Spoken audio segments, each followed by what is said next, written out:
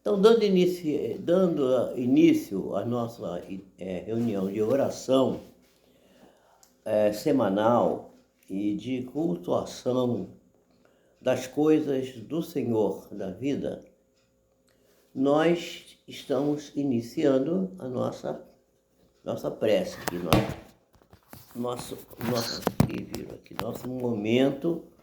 nosso momento de reflexão, de meditação, nosso momento de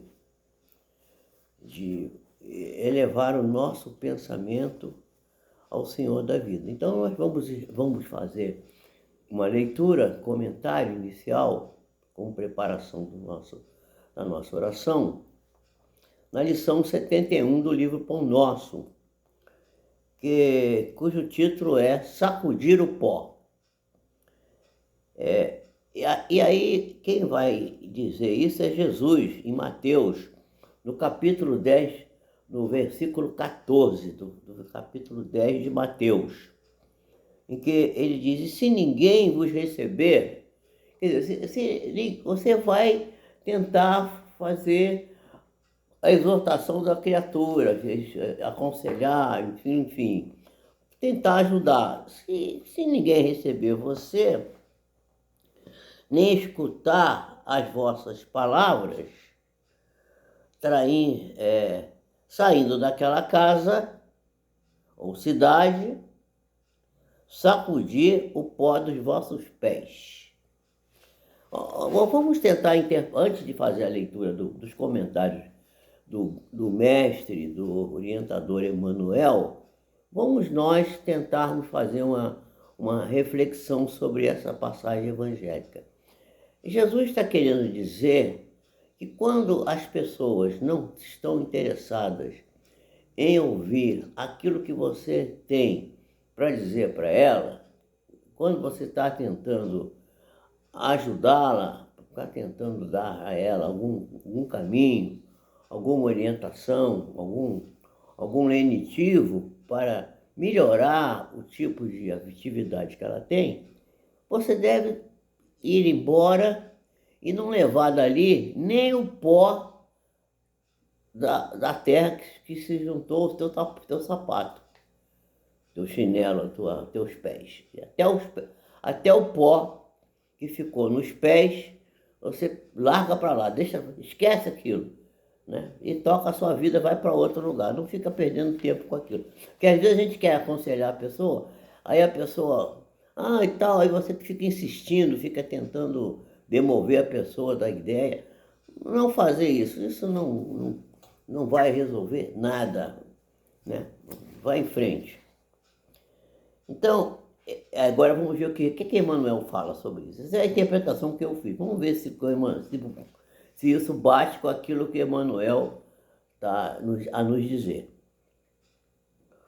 Os próprios discípulos materializaram o ensinamento de Jesus sacudindo o pó das sandálias e retirando-se desse ou daquele lugar de rebeldia ou de impenitência.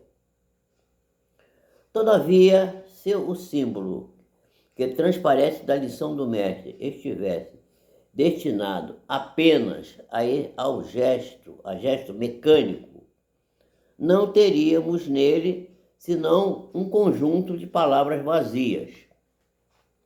Aliás, todas as palavras de Jesus são recheadas de conteúdo. Jesus não tem nenhuma palavra vazia. Tudo que Jesus tem conteúdo muito extenso, muito profundo, o tempo todo. O ensinamento, porém, é mais profundo. Recomenda a extinção do fermento doentio. Deixa eu dar uma explicação aqui. O que seria fermento doentio? O fermento é aquilo que faz crescer a massa, que você põe na massa e faz a massa crescer.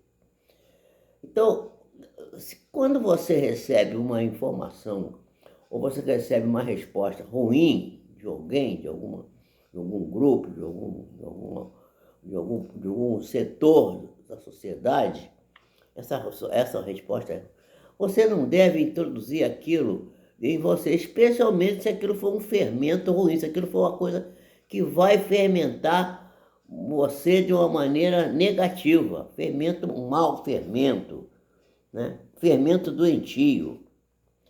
Sacudir o pó dos pés é não conservar qualquer mágoa ou qualquer detrito nas bases da vida em face da ignorância e da perversidade que se manifestam no caminho de nossas experiências comuns.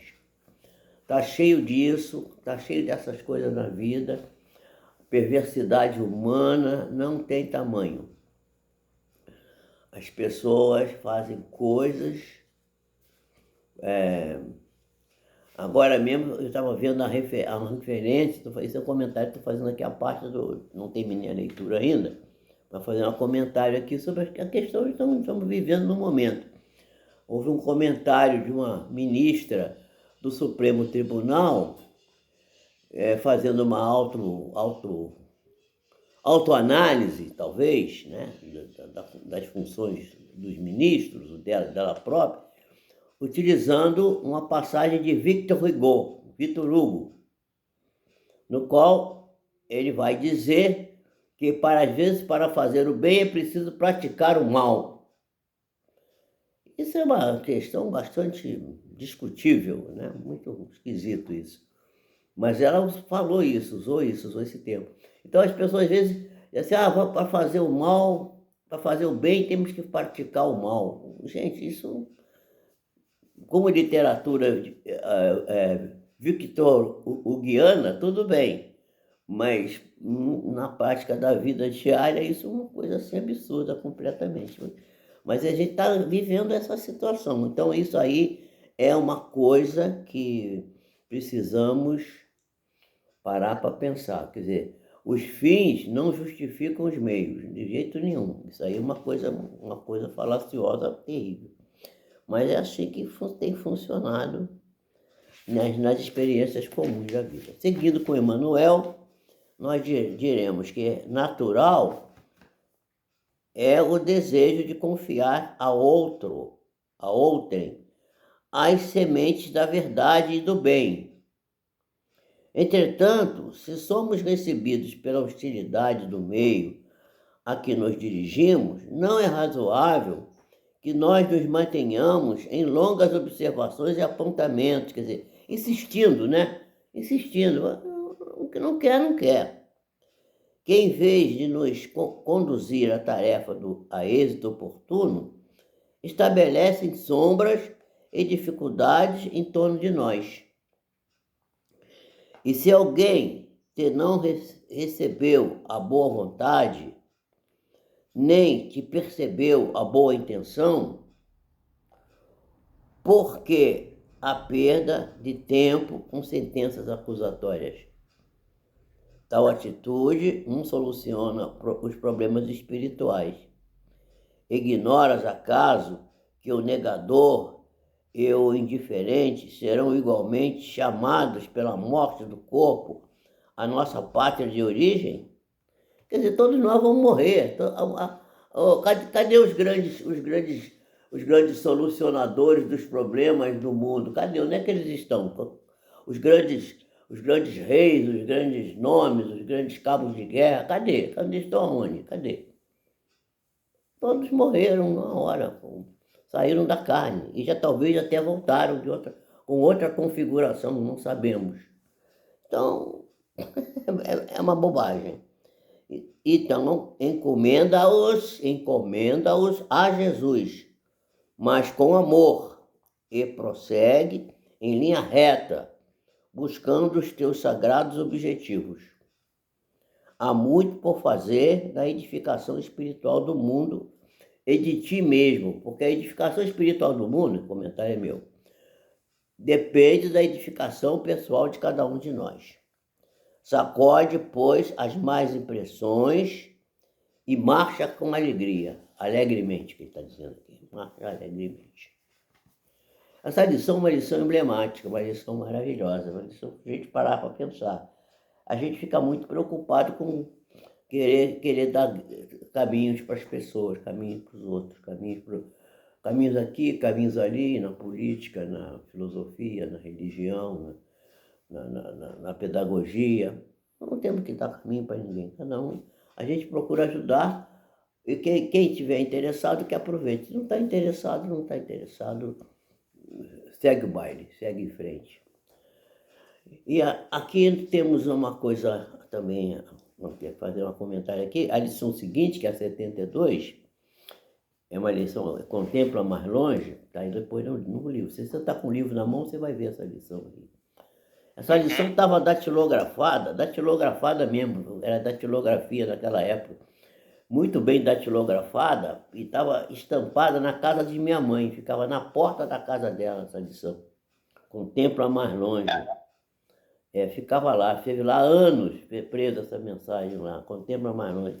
E essa mensagem, ela está em Lucas 6,38, que diz, porque com a mesma medida com que medires, também vos medirão.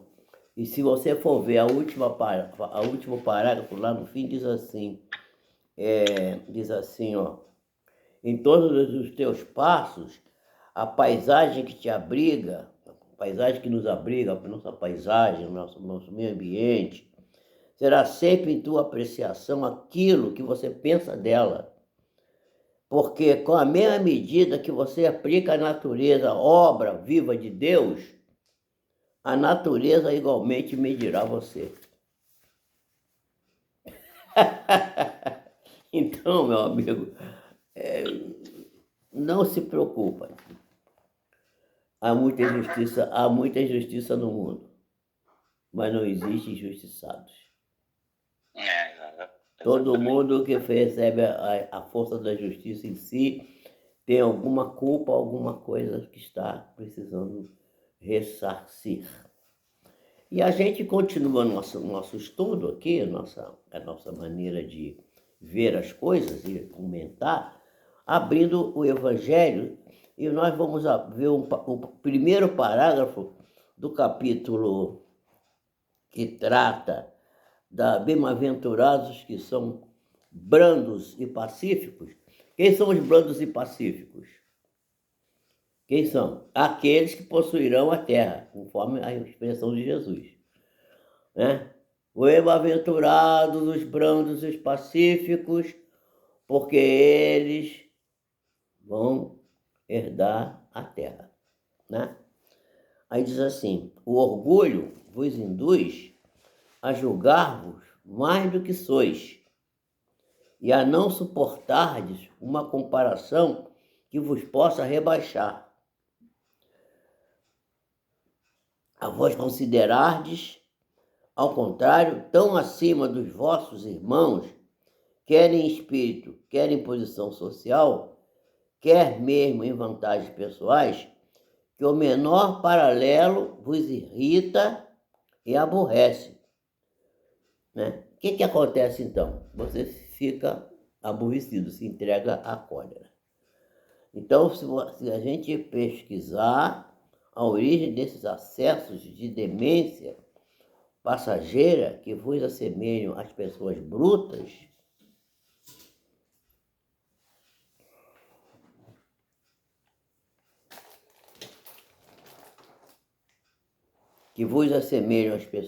aos brutos, fazendo-vos perder o sangue frio e a razão, pesquisai e sempre, quase sempre, deparareis com o orgulho ferido, que é então o que faz repelir coléricos os mais ponderados conselhos, senão o orgulho ferido por uma contradição.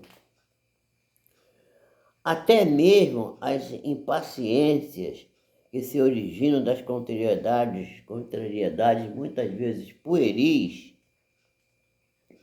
decorrem da importância que cada um liga à sua personalidade, diante da qual entende que todos deveriam se dobrar. Quer dizer, a cólera é o que a gente está vendo aí na sociedade atualmente. As pessoas estão tentando se vingar Há uma mágoa surda no coração das criaturas. Não vou entrar em detalhes, não vale a pena, não compete, nem cabe aqui nessa nossa peroração aqui, mas as pessoas guardam ressentimentos muito profundos dentro das suas almas e tentam se vingar. Está todo mundo querendo se vingar de alguém. Então, vamos causar dano na vida do outro. O problema está em causar dano na vida do outro. Então, para a gente encerrar nosso estudo de hoje, vamos fazer nossa oração, dizendo assim: Senhor Deus, nosso Pai, Tu que sois todo poder e bondade. Aqui nos encontramos, Senhor, um punhadinho das Tuas ovelhas, a Te rogar a Tua misericórdia para as nossas vidas, para as nossas almas, para as nossas defecções, nossos erros e os nossos equívocos. Aproveitamos a oportunidade, Senhor, em que oramos por nós próprios, para orar também pelos nossos irmãos que se encontram na mesma condição que nós, sofredores devido às suas próprias inconsistências. Todos sabemos que não há nenhum efeito sem uma causa anterior. E todo efeito tem uma causa. E quando o efeito é um efeito provocado pela causa das nossas próprias defecções, geralmente é a aplicação da própria justiça do mundo, a justiça de Deus, a Tua própria justiça, Senhor, que se manifesta em nós, apesar da aparente injustiça que se manifesta no mundo. Misericórdia, Senhor, para as nossas defecções. Aproveitamos também, Senhor, para orar nesse instante pelos que estão doentes, pelos que estão sofrendo, por aqueles que ainda não entenderam que a doença é uma alteração da saúde provocada pela própria inconstância e pela própria inconsistência da pessoa. E que se a pessoa refletir bem no seu fundo, no seu íntimo, sobre as causas do sofrimento pelo qual está passando, as causas serão mostradas. E se a pessoa corrigir, a própria doença desaparece, se cura e torna-se inócua diante da modificação do comportamento. Que as pessoas possam entender isto, Senhor, aprender e aplicar nas suas vidas. Que Tu, Senhor, que és o orientador, o Criador, a inteligência suprema de todo o universo e o Criador de todas as coisas, possa nos permitir que Jesus, que é o Teu enviado à Terra para nos ajudar, para ser o nosso modelo e nosso guia, possa estar sempre presente nas nossas vidas.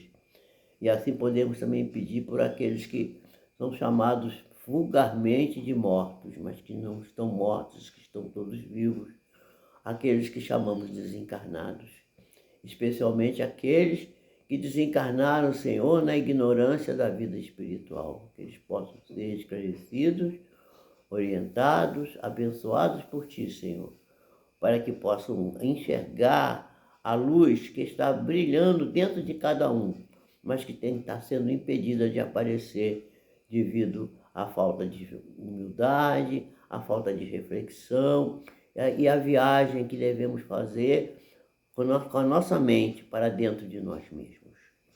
Que a reflexão possa atingir a todas essas criaturas encarnadas e desencarnadas, para observarem que os remédios, as soluções e os processos de restauração da felicidade se encontram dentro de cada um, à disposição de cada criatura, sendo apenas necessário um pouco de humildade, um pouco de resiliência, um pouco de esforço para que possa adentrar a si mesmo e encontrar as causas das soluções dos problemas e dos medicamentos para a cura das doenças. Que assim seja, Senhor, e que a Tua misericórdia e a Tua bênção possa, Senhor, envolver todo o universo, todas as latitudes, todas as criaturas, encarnadas e desencarnadas, nesse e em outros orbes. Que assim seja, graças a Deus.